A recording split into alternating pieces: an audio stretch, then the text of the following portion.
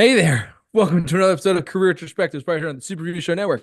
I am joined by my two incredible, great, and awesome, super awesome friends, Kyle and Mike. What's going on, guys? Hey, smile, guys. Hey, Yeah. smile, everybody, Everybody smile. smile. Smile, everyone. As the title of this podcast suggests, alludes to, and by God, if we get trippy tonight, we're going to thank Brian Wilson. We're talking about the Beach Boys' Smile Sessions album that came out in 2011. It was a big. I want to say first and foremost, this was a bit of an undertaking for me, especially too. But we're gonna get right into it, shall we? But we're talking tonight. We're talking about the Beach Boys' "Smile" from which was an unfinished album at the time that later got released in 2011. I know a lot about this. I know Kyle and Mike were not. I mean, they know who the Beach Boys are, but they're not like. I wasn't sure how familiar they'd be with like this particular type of project that Brian Wilson was working on in the late '60s. But I'm glad we're talking about it tonight. Let's put it that way. So I don't know if you guys are excited, but I'm excited. So I'm excited. Yeah, let's do it. yeah, let's give it a shot. So as I said from the top, we're talking about the Beach Boys' "Smile," which was an unfinished album from 1967 to 1968 that Brian Wilson was working on after the immense commercial and critical success of Pet Sounds, which had "Wouldn't It Be Nice" and "God Only Knows" on it as well, which is a very unique album for the time. He tried doubling down on it with this album. I don't want to get too much into it. I just want to get to the track listing and stuff in a second. But I will say that this album was released finally. It was shelved for like 30, 35, almost 40 years. And then they released it as a box set in 2011. And we listened to the tracks 1 through 19, not the bonus tracks, which had like, this outtake here, this session part here. But basically, this was an album that was supposed to be released in the late '60s, but due to like creative differences in the band, due to a lot of struggling with like the co-writer of Van Dyke Parks, and also the record company saying, "Well, no, what is this? We can't just put this out there. What is this?" They shelved it, and then they released it like 40 years later. So, but tonight we're going to talk about that album called "Smile." The track listing as follows. I'll just get right into it. Right, Jack. I'll go first. The track listing is as follows. Our Prayer. I'm gonna butcher some of these names, but Gee, Heroes and Villains, Do You Like Worms, Rock, Roll Plymouth Rock, I'm in Great Shape, Barnyard, My Only Sunshine, uh, in parentheses, The Old Master Painter, and You Are My Sunshine, Cabin Essence, Wonderful, Look, Song for Children, Child is the Father of the Man, Surfs Up, I Want to Be Around / Workshop, Vegetables, Holidays, Wind Chimes, The Elements, Fire, Miss O'Leary's Cow, Love to Say, Dada, and Good Vibrations. And the last track was You're Welcome. Um, I Now, will let me go just, first. is the term, this is giving me some good vibes. Is that technically just a slang for good vibrations, or is vibes just something that's its own word now and not a reference to the word vibration? Maybe you two youngins can school this old dog and let me know what like if that's abbreviation. Could the Beach Boys be the first one who said good vibes, but just not necessarily, you know, I the mean, way we say it today? I they mean, No, I, might have. I never thought about that, but you might be onto something, Mike. I think Mike's onto yeah, something. I mean, yeah, on something. Yeah. So, I mean, just that's food for thought. Maybe kids can be like, wow, Beach Boys were ahead of their time. Yeah, I mean, they were for a long time. They still are. You go back and listen to their earlier stuff, their surf, their pop stuff. But then when you get into stuff like Smile and Pet Sounds, it's a little bit more experimental and a little bit more trippy, as I'm sure we're going to talk about tonight. But I'm going to go first because this is like very much um it was my pick. And for those of you who are keeping track at home, we spun the wheel. This was the last one on the wheel that we had for like several months now, and this is the last pick we had. So the wheels cleared off officially. So there we go. Woo! But so the album starts off with Our Prayer, and I'm gonna just every time I list a track, I'm gonna give the runtime as well. Our Prayer is a minute and 5 seconds long. It's just the group, the Beach Boys themselves, doing harmonies, pretty much. It's almost is like a Our Prayer. Literally, it's in the title about what it is. If you never heard this track, Our Prayer, it's insanely. It shows how really six guys got into a studio and said, "Let's harmonize with just our voice," and it really did show on this track.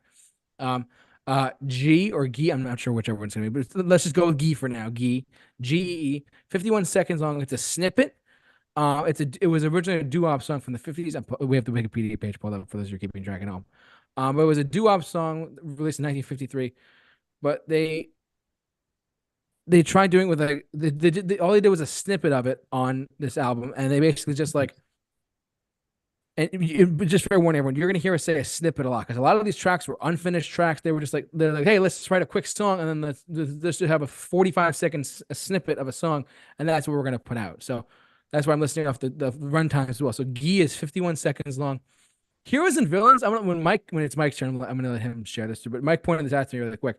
Heroes and Villains. When I saw Brian Wilson live in, believe it or not, January of 2020 of all times, I saw him live, and he played this song live when I saw him. And I have to tell you, it went over well. But the more I thought about it, I said, because he just retired from touring as well. The Heroes and Villains. It's a very trippy track. It's a very psychedelic track, and it's very much like, it's very much like it's got different interludes and parts that go inside with one another, and it's you're gonna hear me repeat myself a lot tonight, but it's a very trippy track, just like every other track on this album. But Heroes and Villains, it's one of those songs from the SMiLE sessions that really just was truly just, it takes me back a little bit too, because like it's I'm these trippy a lot tonight. Forgive me, guys, but it's trippy. It's a very trippy song with different interludes and parts kind of scrambled together in 4 minutes and 52 seconds long. Do you like Worms? It's 3 minutes and 35 seconds long. This is like it's an unfinished track from their album SMiLE. It's good. I mean, it's not great, and forgive me, everyone. When I was going through this as well, listen to this. I haven't listened to this in a long time either, but a lot of these songs are just unfinished tracks. Like this one here, like "Do You Like Worms" is just an unfinished track, and it's got like some references here and there, like of the time and whatnot. But it's very psychedelic. It's very trippy. I'm in great shape. It's only 28 seconds long, and it is just, again, you're gonna hear it a lot tonight. It's psychedelic. It's very trippy. It's very much like only like a couple seconds long, or it's only like 20 seconds or 45 seconds. It's one of those tracks. Barnyard, same thing, 48 seconds long of just the Beach Boys literally on acid. And if you listen to this if you listen to this album after our podcast tonight, after our stream, and you actually do like your homework and listen to this, you're gonna be like, what the hell was that?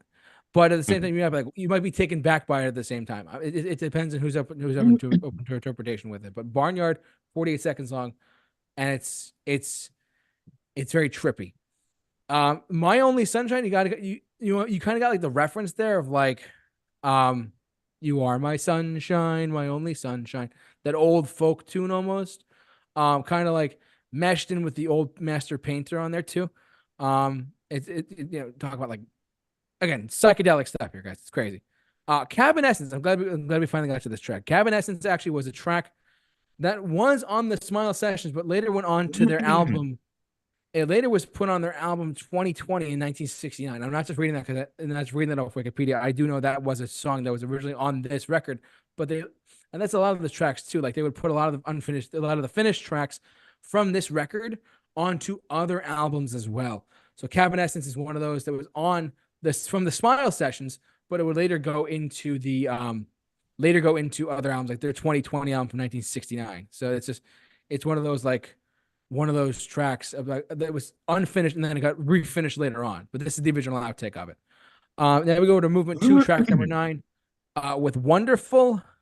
You want to talk about more just unfinished tracks, but telling like different stories and stuff like that too, and how, again, trippy stuff, guys. Wonderful is 2 minutes and 4 seconds long. Look, a song for children.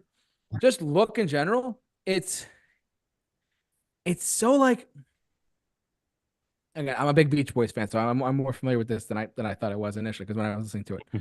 But like Look, it's 2 minutes and 31 seconds long of just instrumental music with a lot of harmonies and vocals in it from the Beach Boys themselves. And it's great. Don't get me wrong. It's good, but it's not like, again, you're gonna hear this a lot. It's trippy. Then we get down to Child is the Father of the Man. This song, it's funny. I was listening to it again today before we started our stream as well. The whole thing just to refresh my memory and whatnot too. And I was playing it. I was actually at a friend's house today, hanging out with someone, and I was explaining how I'm doing our show tonight. I just happened to they say, "Oh, what's your podcast on? What do you do?" And I was telling them, and I played "Child is the Father of Man," and the following track surfs up as well. "Child is the Father of Man," and I played it to them. They're like, "What was that?" And I said, "Well, it's the lyric of it. Child is the father of man. It's almost like not an oxymoron. What's the grammatical term for that? I can't think of what it's called. Like this, not slang. Mike, help me out here. What was the question? Like it's like child is the father of the man. It's not an oxymoron. What is it? It's like what's the I put. I It's like think it's just it's like what do you call it when you refer to in grammar. something that yeah, I think I forget the name of that You know what I'm what trying to you say though, refer to right? that. It's like you know, doesn't make sense or like Yeah. trying to remember the name of it, but I know what you're saying. I don't know the word either. No, Maybe I Kyle couldn't does. think of what the word was either. But it's like it's not an Like oxymoron, but it's like a it's something else. I forget what it is. yeah. Anyways, I'm getting off track there. But Surfs Up, this album, the song Surfs Up was originally another one of those tracks that got used later on in there. It got used on a later album as well called what was the name of it? It was on an album. Actually, it was on an album. This is actually a title track, believe it or not, guys. This was an album called Surfs Up in 1971 by the Beach Boys, and this was the album. This was the track that they put on that album from the sessions, though. Surfs Up, and it's funny. You listen to the lyrics. This is the one I could really shed some light on for a second. But Surfs Up, you listen to it. It's like it's like a lot of metaphors, a lot of like imagery and whatnot. But what it's talking about is poverty and wealth of the '60s. Believe it or not, it's like it's having to do with like poverty and crime and race, and it was but it was all hidden underneath like the certain lyrical context of the song Surfs Up, and then it kind of fades back into towards the very end of the song. It fades back into "Child is the Father of the Man." There's a little snippet of it at the end there. Again, we're gonna talk about snippets again a lot tonight, but yeah, Surfs Up. Actually, it's a really solid track. I really like that track a lot.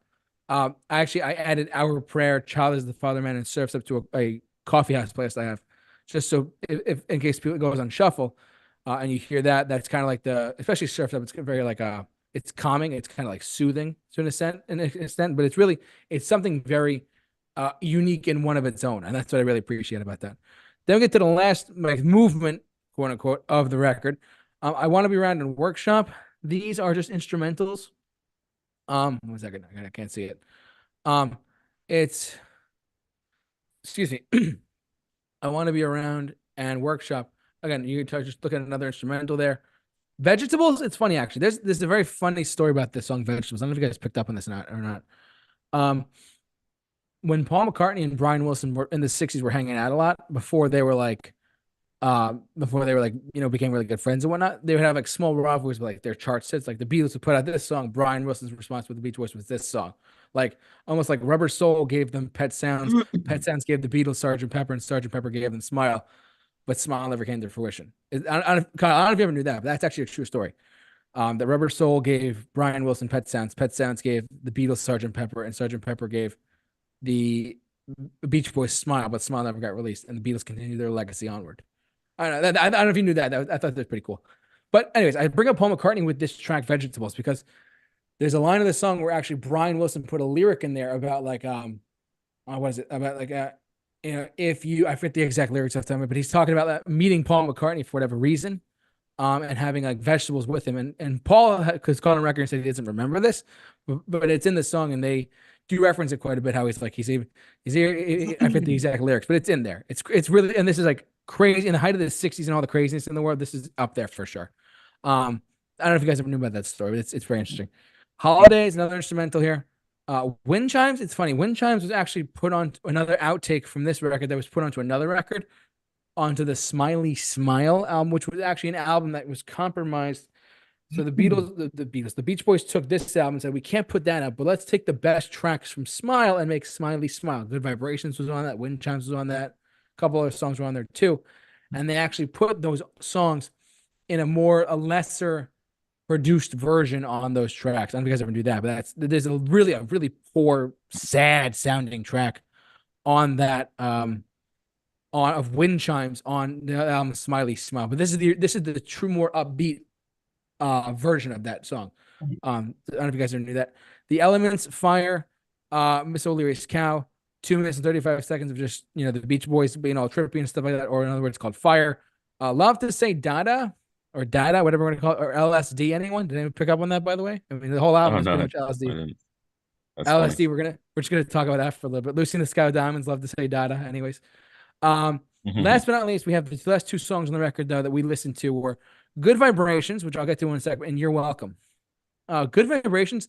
This version of Good Vibrations on this record is very different from the original 3 minutes and 36-second version from the 1966 release of the song. This version of the song has like a 10, maybe 15-second interlude of a different segment of the song that was originally put into the song. But when they made the final recording of Good Vibrations, they took out that little snippet, and then we have the version we now and love today. Now and love today. I'm stuttering a little bit. Bear with me. It's a lot to talk about here. But Good Vibrations. Actually, it's funny. This version of Good Vibrations, before my grandfather passed away last year in September, I played for him this version of Good Vibrations. He had never heard that little snippet. He knew the song forever. He's like, "Oh, Good Vibrations, great song, Beach Boys, blah blah blah." But I played this version of him. He's like, "Oh, I never heard that before." So he had that kind of reaction of like, "I never heard that," like that 15-second snippet in the middle of the song right before they do the big outro chorus of the song. Crazy, very psychedelic, but this is probably the one song that came out of this session that actually had any publicity or any success. I mean, Surf's Up didn't really have any. Vegetables didn't have any. Neither did Heroes and Villains to an extent. And finally, the last track was You're Welcome. Just a group song about, just again, very trippy, just saying you're welcome, you're welcome, you're welcome. And then it's only a minute and 8 seconds long. And then those 20 songs that closed out the album of the version of the album we listened to, which was just the original tracks of SMiLE, of the SMiLE sessions. So yeah, I said a lot there. It's one of the better versions of, excuse me. I'm very curious to see what Kyle and Mike have to say about this. There's a reason why I put this one on the wheel. It was because it was an unfinished album with a lot of experimentation. And I know you, for those of you who listen to us and watch us for any period of time, I know that you probably say, "Oh, you talk about Asking Alexandria, you talk about, Bring Me the Horizon or Beardfish or Uriah Heep." I purposely chose this and put this on the wheel because I wanted to get Kyle and Mike's opinion of how an unfinished album that later got released, so released to critical acclaim too, mind you, that was very much like, "Oh, that exists? What?" And I just want to get their opinion of it too. So I'm glad we finally landed on this, which I was very excited about. But I'm very curious. I want to hear what Mike has to say, because Mike told me something initially before we even started our show tonight, about something about one of the tracks too. But Mike, what do you got? Yo.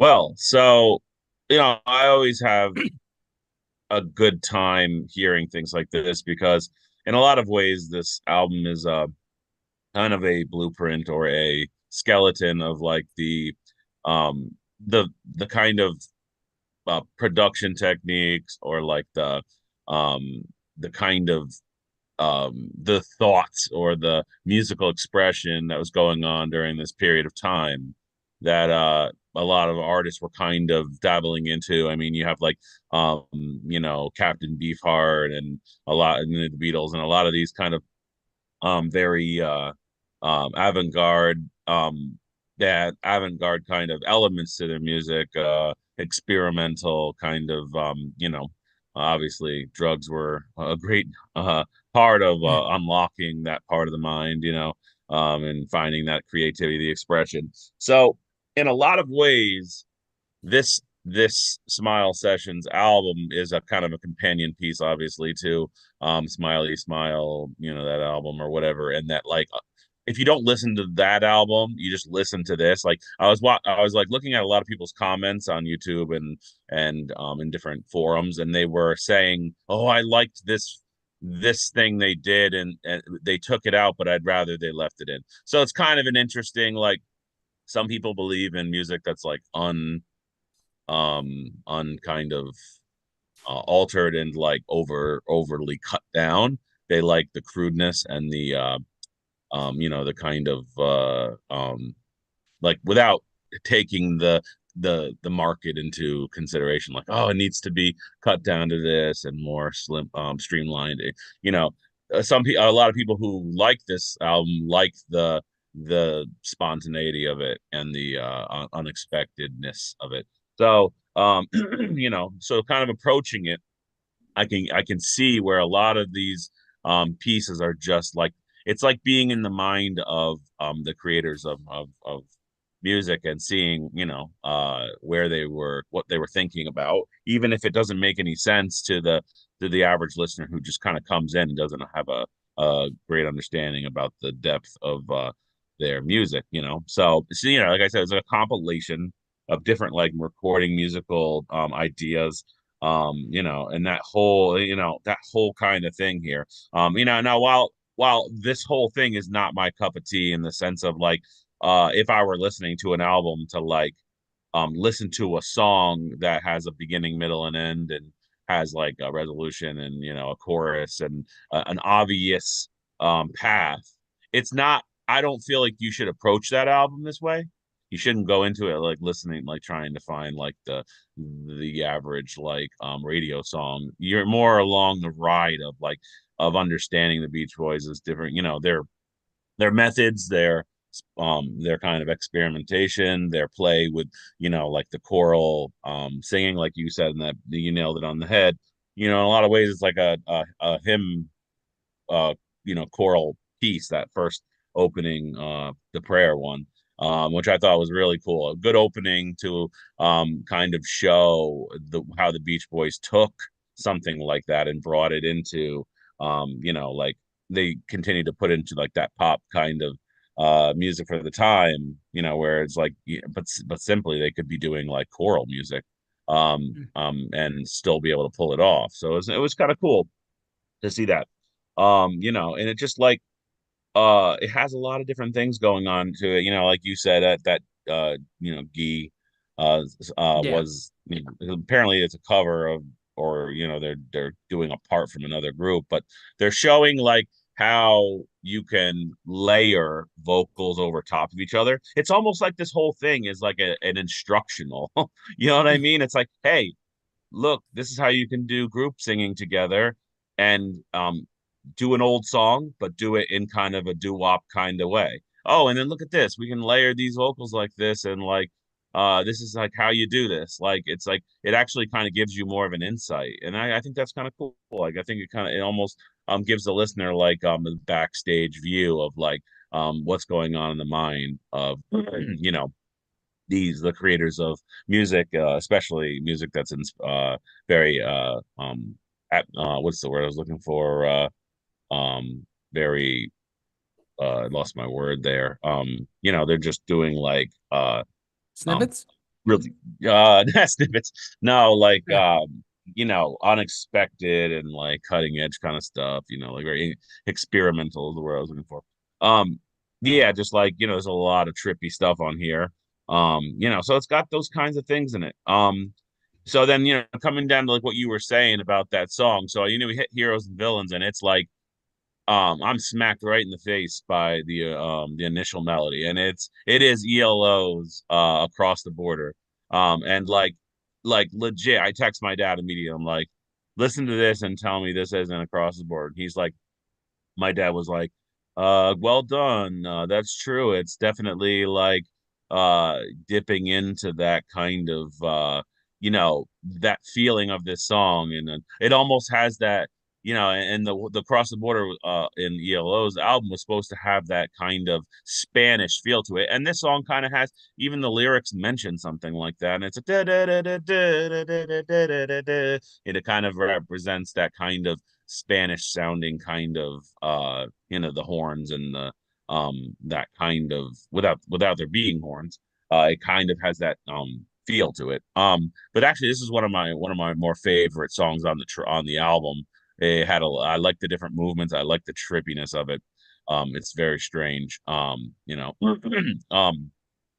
it is actually one of the few songs on here that is an actual full song with like, where it like returns to a melody and does like, the whole thing. It doesn't just kind of jump back and forth. And that's what you get in a lot of these things, these next 4 or 5 songs, they're all just like you said, snippets. They're like little medleys and like, hey, I'm gonna sing this melody and this tune and I'm gonna do it this way. And it's all just kind of experimental musical expression, so like it's pretty much what you're getting here. It's not really something you can listen to from the point of view of someone who's listening to us songs, trying to like listen to the average song.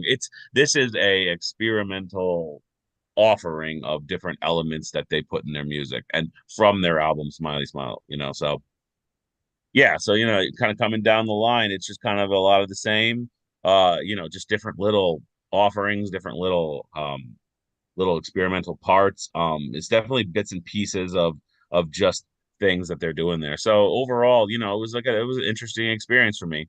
I can't give this a rating. It wasn't something I was going to rate because I feel like it's not something you can rate.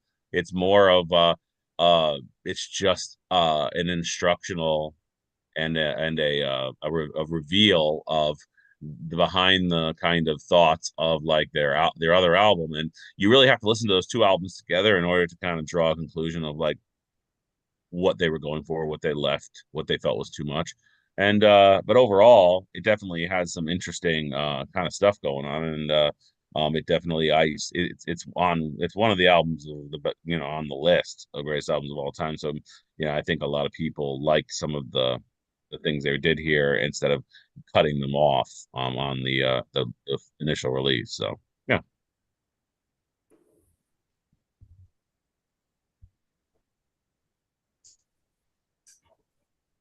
Hello. Which track are you on now? I'm sorry. Oh, I wasn't on a track. I finished. Sorry, it took me a second. I was like, which track are you on? What are you talking about? Sorry, I was like, wait, where is it? No, Trying to find him. And I failed to mention the greatest song on this album, "Good Vibrations," which is is a true just banger tune that just they put out and has like lots of cool sounds and effects on it. And still enjoy that song very much. So but the highlights for me, "Good Vibrations" and then the "Heroes and Villains" were like the 2 that I enjoyed. And like I said, I wasn't able to give it a rating because it's not something I'm going to rate, because it wouldn't just be it wouldn't be fair to rate it and say, oh, it's this out of this, because it's just not that style of album. Right, exactly. Cool. So that's all your opinions and your take on the SMiLE sessions. Correct. K-Man. All right. Well, I'm not going to be as nice as Mike here. At all. I like the Beach Boys, don't get me wrong.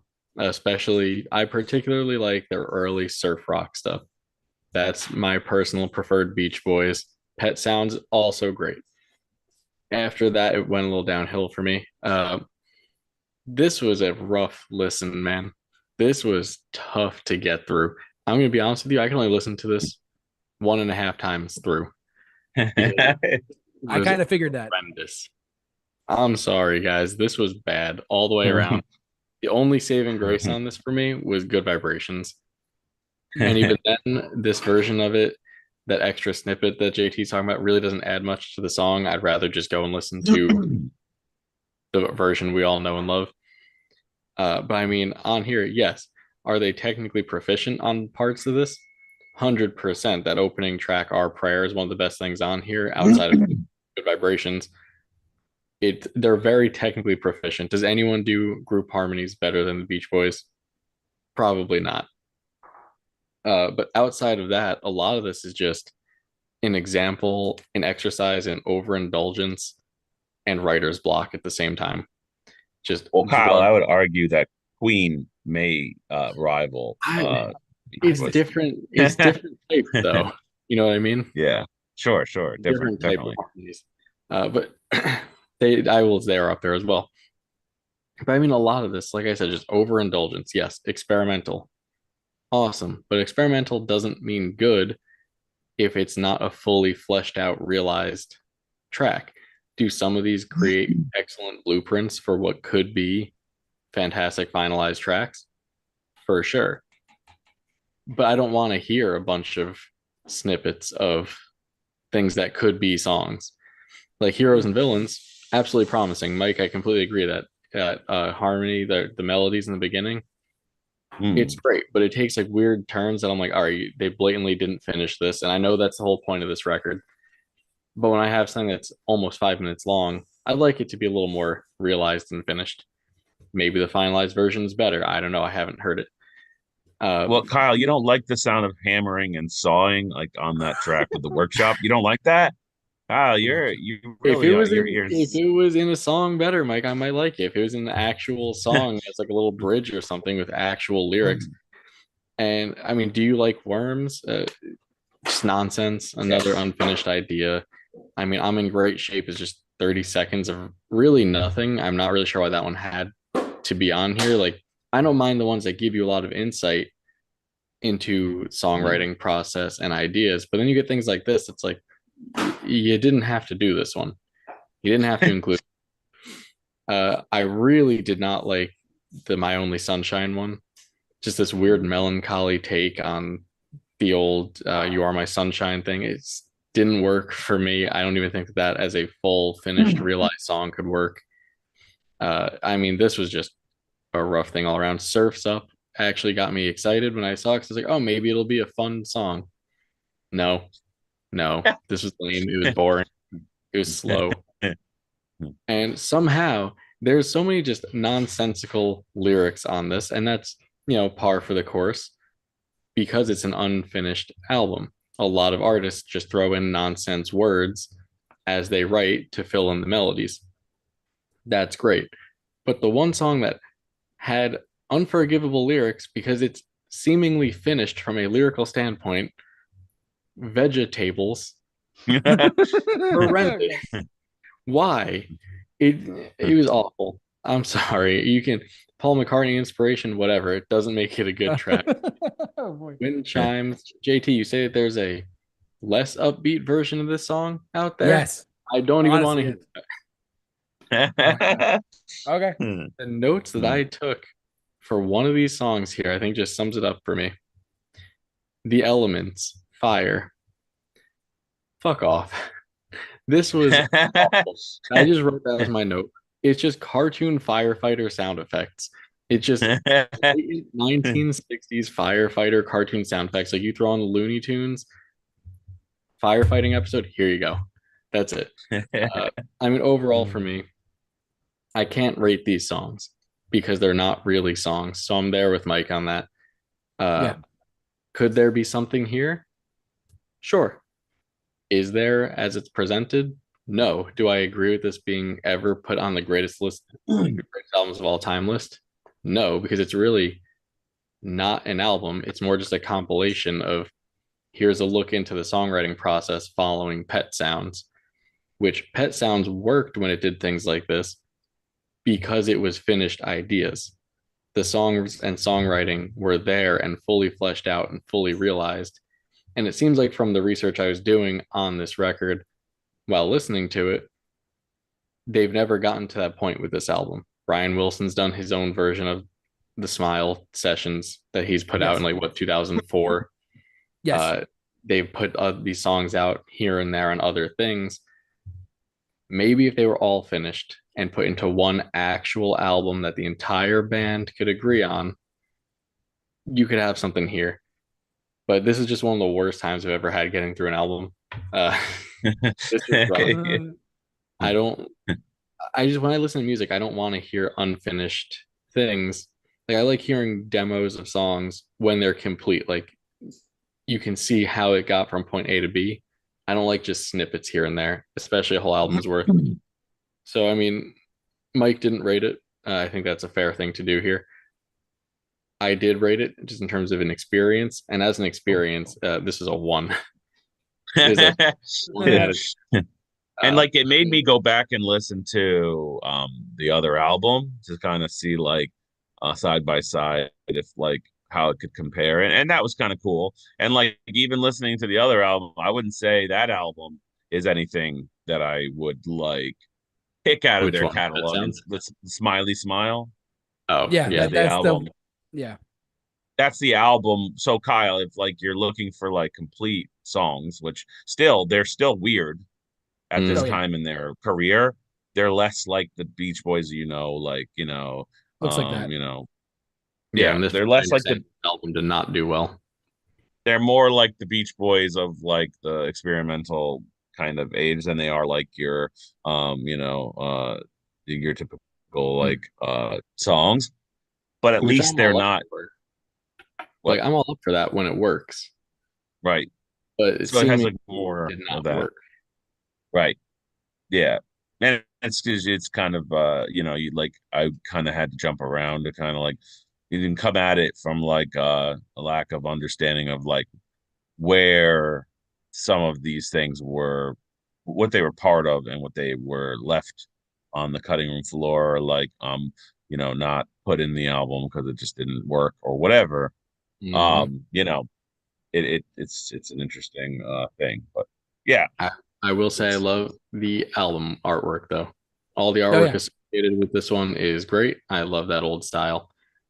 But I mean, yeah, like Mike, you said, it's hard to rate this fairly because it's really not an album, which is why I don't understand how it gets regarded so highly as yeah, such. right. Like for Beach Boy fans, Which yeah, you might like this. It is a cool look into the songwriting process. right. Outside of that, it doesn't really offer too much. Which then goes back to the question asking everybody, what is an album? Is an album like what is your idea of an album? Some people's idea of an album is like a concept, like it has a story, or Mhm. like, all has similarities in tracks. Other people might look at it different. They might say, oh, an album to me is just a bunch of musical expression ideas and offerings. Like Mm. whatever you think an album is and what it should be, like may not be for everybody. And that's why I say like some people may see this as an album and be like, oh, like I totally get it. Like are they just being like overly like I understand art and you don't? Possibly. But like um it definitely is not your standard idea of an album, and like for those people who want, like Kyle says, a complete thought and finalized kind of like musical kind of idea where like it concludes and it has like that a complete feeling. You're definitely going to be left out in the cold on this. And I think that you listen to Cornelius, and oh my God, they definitely love the Beach Boys. You can tell. They have tracked. I mean, like I think I'm gonna make JT listen to their whole album, and just for the sake of like hearing all the different areas where they like borrow from like different artists, American 60s, 70s, and 80s. And you can hear a lot of Beach Boys experimental stuff in their music. They're a very experimental band, but it definitely is interesting how people grabbed from these things that they did. yeah. I mean, I purposely chose this one because I knew what it was going into it, but you're listening to it several times over, probably three. Again, it's hard to listen to an unbalanced splur of songs that don't really have a cohesive story that are just kind of thrown out there. Um, but this is why I chose it because I wanted to get your guys' opinion of something that's very outside of the ordinary of what we talk about to begin with, but also just outside of the ordinary in general. I mean, like we talked about, there are some tracks on here that are like 30 seconds long. There's some tracks that are 5 minutes, and it's just I wanted to get my two friends who are super musically inclined and knowledgeable to have them kind of get outside the box a little bit and say, what do you think about this? And I'm not surprised by either one of you, especially Mike with the ELO comparison with Heroes and Villains, and Kyle saying, "Hey, it's a 1 out of 10 for my listening." I almost not that I predicted it, but I kind of like expected they're probably not gonna like it, but I'm curious to see what they have to say. That was kind of my guess going. I didn't tell you guys that. I just wanted to like get your feeling and opinion of actually what this album was like as just a listening experience for how the creative process is, how stuff like this was back in the late '60s when you had pioneers like a Brian Wilson or the Beach Boys in general, or even the Beatles to that extent.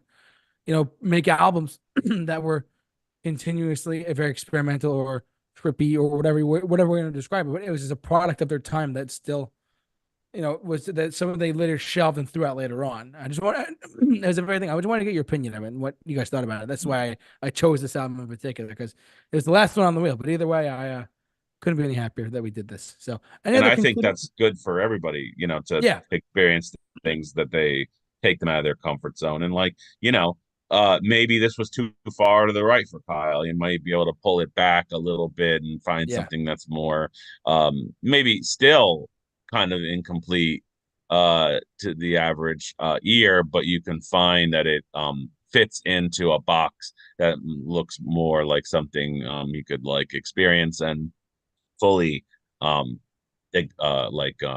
receive what was being portrayed here, whereas this whole thing was definitely too far, I think, to the side where it's unable to be even comprehended at the level that you would want from an album you're listening to.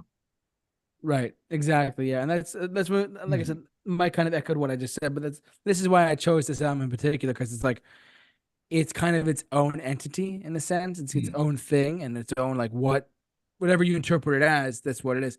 I almost want to challenge it because I've never listened to SMiLE from start to finish. I kind of want to go back and just listen. It's just the taking literally all it is they took the best tracks off SMiLE and they made SMiLE, and like I said, Wind Chimes is very very slow in that version, and very very sad and depressing, whereas this one was a little more of a vibrant feel, a little more bright of a song. That version on this album of SMiLE is very really slow and depressing almost. It's crazy. But yeah, so regardless though, I'm glad we were able to talk about this album in particular. Any concluding thoughts at all for this, guys, or no? No, I just guess that my opinion is pretty unpopular from the consensus online and from critics and pretty much everyone else. So do with that what you will. But yeah, I almost predicted it, Kyle. I almost predicted it, Kyle. I was like, yeah. And almost just I appreciate little things like this. I do agree with Kyle that making a list of a list that a lot of people would say is pretentious, and saying that that's what validates this as an album is in my opinion is just kind of a fool's evaluation of hey, it's on this list, so it's an album that deserves that thing. Whether it deserves it or not, it still is exactly what I'm saying. It is. It's a in what JT's saying. It is the bits and pieces, the skeleton of of the ideas of an album and the chopping room floor. That's exactly what it is. If you love an album and this is something you listen to and companion to it, it means a lot to you. If you listen to this album without knowing that album and don't love that album, it means nothing to you. And that's why it has a directive. It's hey, unless you don't know this, you come into this from left field. You either really have to love experimental music that kind of doesn't complete itself, or you're left out in the cold. And that's why it's not meant for everyone, and it's also, I don't think, meant to be on a list that tries to make it appear better than it really can be. It's just, it belongs to the album in a lot of ways. So yeah, it's just kind of a lesson in don't listen to don't look at lists and say these are all champion things and I'm stupid for not liking them. That's right. I guess the ending message. So yeah, cool. Anything else, guys? Oh, we're good. That's it. And so our next album up is Green Day, right? Yep.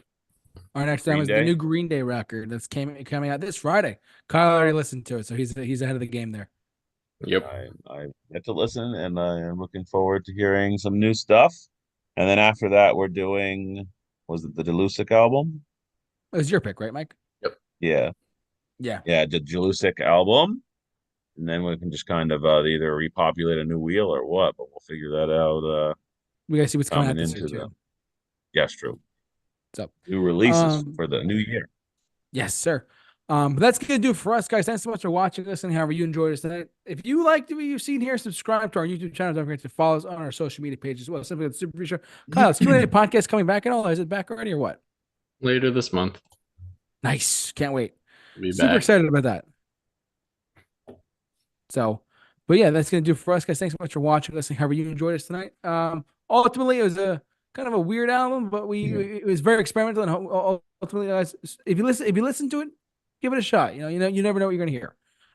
Thanks so much for watching. So for all of us here at the Super Review Show, stay safe, take care, and be awesome.